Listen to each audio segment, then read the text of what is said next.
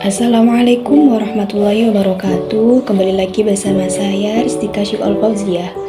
Semoga dalam episode kali ini Anda semua tetap dalam lindungan Allah Subhanahu wa taala. Dalam episode kali ini saya akan membawakan materi tentang sejarah Islam. Pada zaman milenial saat ini banyak sekali para pemuda yang sudah merupakan perjuangan sosok pahlawan Islam, mempertaruhkan nyawa demi menuju Islam yang rahmatan lil alamin. Di sini saya akan membahas salah satu sosok pahlawan Islam. Apakah kalian tahu siapa yang akan saya bahas kali ini? Baik, saya akan menceritakan perjuangan sosok pahlawan Islam, yaitu Muhammad Al-Fatih, sang penakluk Konstantinopel. Sebagai seorang muslim, kita wajib berbangga hati karena sosok pahlawan alias real hero di kalangan muslim sangatlah banyak. Sosok jagoannya benar-benar membuat hati musuh bergetar saat namanya diucapkan. Pahlawan yang menegakkan kalimat Allah di muka bumi, membela kebenaran dan penebar cahaya Islam. Salah satu sosok hero muslim yang hebat adalah Muhammad Al-Fatih, sang penakluk Konstantinopel. Sultan Muhammad Al-Fatih dilahirkan pada 27 Rajab 835 Hijriah atau 30 Maret 1432 Masehi di kota Erbil, ibu kota Daulah Utsmaniyah saat itu. Ia adalah putra dari Sultan Murad II yang merupakan raja ke-6 Daulah Utsmaniyah. Sultan Murad II memberikan pendidikan yang terbaik kepada setiap anaknya, termasuk kepada Muhammad Al-Fatih. Sultan Murad II menunjuk Syekh Ahmad bin Ismail Al-Qurani sebagai guru khusus untuk mendampingi Muhammad Al-Fatih. Beliau seorang ulama yang paham sekali dengan Al-Quran. Tak heran sejak kecil Muhammad Al-Fatih sudah menghafalkan Al-Quran 30 juz, mempelajari hadis-hadis, mempelajari ilmu fikih, matematika, ilmu falak, pandai berbicara 6 bahasa, dan cerdik dalam menyusun strategi perang. Al-Fatih sejak kecil sudah dipersiapkan untuk menjadi seorang pemimpin, namun tetap dalam bimbingan para ulama, sehingga pemikirannya tetap berada di jalan yang benar.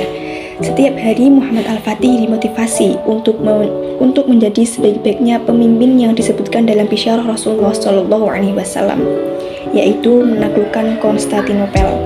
Bisyarah adalah sebuah kabar gembira yang Allah turunkan kepada umatnya, baik melalui Al-Quran ataupun melalui ucapan Rasulullah SAW. Salah satu bisyarah yang memotivasi Muhammad Al-Fatih adalah bisyarah Rasulullah yang disampaikan oleh Abdullah bin Amr pada sahabat. Abdullah bin Amr bin Al-As berkata bahwa ketika kami duduk di sekeliling Rasulullah SAW untuk menulis, tiba-tiba beliau ditanya tentang kota manakah yang akan ditaklukkan terlebih dahulu, Konstantinopel atau Roma. Rasulullah menjawab, kota Heraklius terlebih dahulu, maksudnya yaitu Konstantinopel. Kalian pasti akan membebaskan Konstantinopel. Sehebat-hebat amir, panglima perang adalah amirnya dan sekuat-kuatnya pasukan adalah pasukannya. Hadis riwayat Ahmad. Sang guru tanpa merasa lelah setiap hari selalu membacakan bisyarah Rasulullah SAW kepada Muhammad Al-Fatih, dan ajaibnya setiap Muhammad Al-Fatih mendengarkan bisyarah, otomatis semangatnya semakin menggebu-gebu untuk merealisasikan penaklukan Konstantinopel tersebut. Konstantinopel merupakan salah satu kota terbesar dan benteng terkuat di dunia saat itu. Dikelilingi lautan dari 3 sisi sekaligus, yaitu Selat Bosporus, Laut Marmaroh, dan Tanduk Emas atau Golden Horn, yang dijaga dengan rantai yang sangat besar hingga tidak memungkinkan untuk masuknya kapal musuh ke dalamnya. Kokohnya benteng Konstantinopel sangat terkenal ke seluruh dunia. Banyak ekspedisi penaklukan yang gagal membobol benteng tersebut. Benteng Konstantinopel dibuat tahun 300-an Masehi oleh Kaisar Konstantin I dan belum pernah runtuh sampai 1453 Masehi. Selama 1123 tahun, benteng itu kokoh berdiri melindungi seluruh penduduk di dalamnya. Benteng Konstantinopel terdiri dari 3 lapisan yang kuat, masing-masing tinggi bangunannya 18 meter, sangat tinggi bukan? Di lapisan pertama ada parit. Pasukan berkuda berhenti tepat sebelum parit. Parit itu panjangnya 20 meter dan dalamnya 10 meter. Siapapun pasukan yang mencoba berenang akan dipanah dari lapis kedua. Lapisan kedua, pasukan pemanah dan pasukan penyiram minyak memanjat tembok dipanah dan disiram minyak kemudian dibakar hidup-hidup. Lapisan kedua tingginya 5 meter, tebalnya 3 meter. Lapisan ketiga ada pasukan pemanah, pelempar batu, dan penyiram minyak. Tinggi lapisan ketiga 8 meter dengan tebal 5 meter.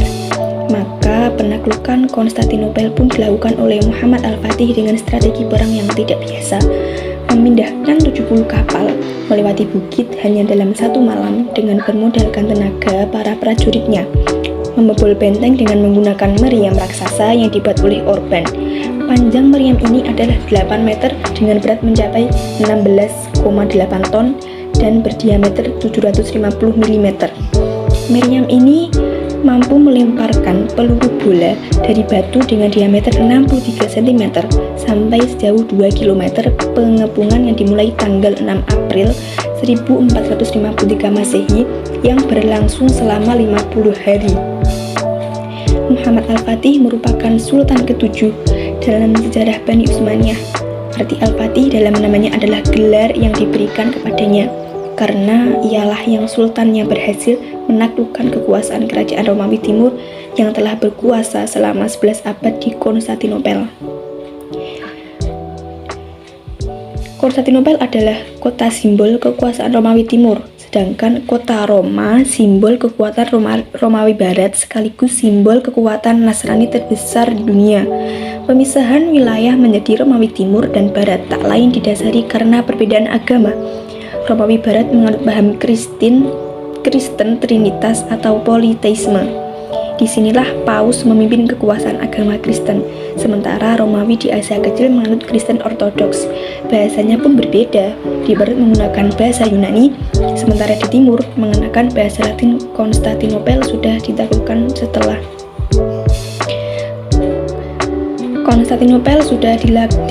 setelah 800 tahun dari bisyarah Nabi diucapkan. Sedangkan kota Roma belum juga bisa dibebaskan oleh kaum muslimin sampai saat ini. Di bisyarah Nabi dikabarkan cahaya Islam akan masuk ke kota Roma dan cahaya Islam menyebar di kota tersebut. Rasulullah Shallallahu Alaihi Wasallam tidak secara rinci menyebutkan kapan penaklukan Roma akan terjadi dan siapa yang bisa menaklukkannya.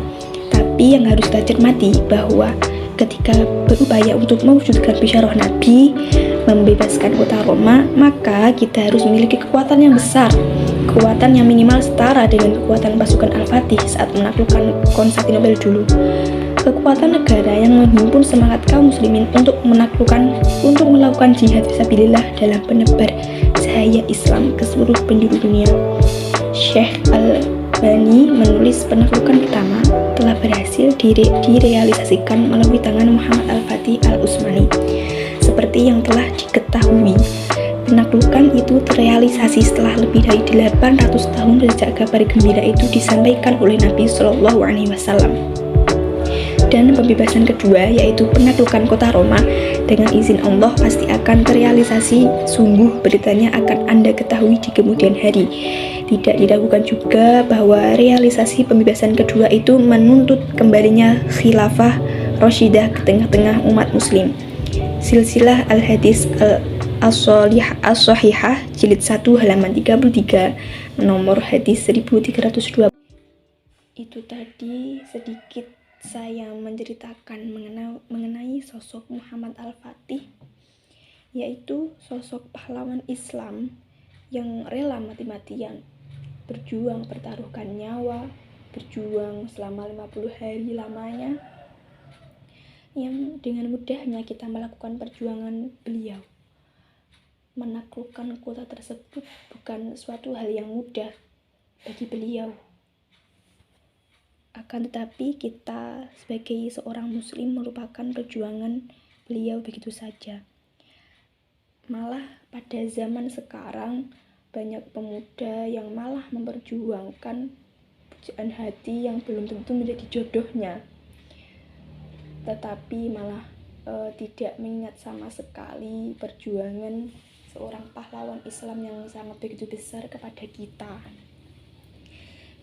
Terima kasih sudah mendengarkan cerita dari saya.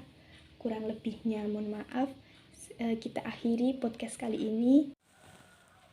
Terima kasih semuanya. Wassalamualaikum warahmatullahi wabarakatuh.